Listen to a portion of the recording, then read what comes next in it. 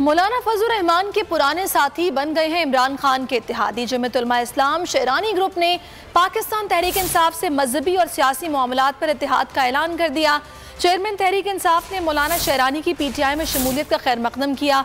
मौलाना शेरानी बोले, समाज और सियासत से जबर और निफाक का खात्मा इंतहाई ज़रूरी है।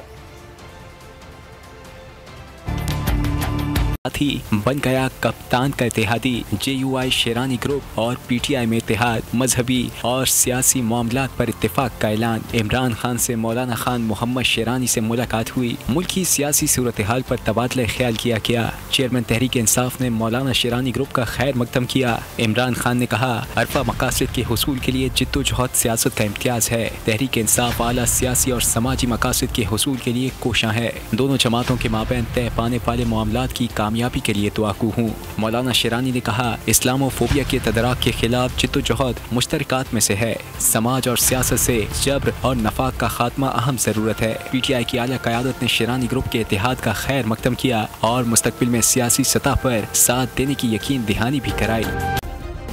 सब्सक्राइब करें और बेल दबाएं ताकि कोई खबर रह न जाए।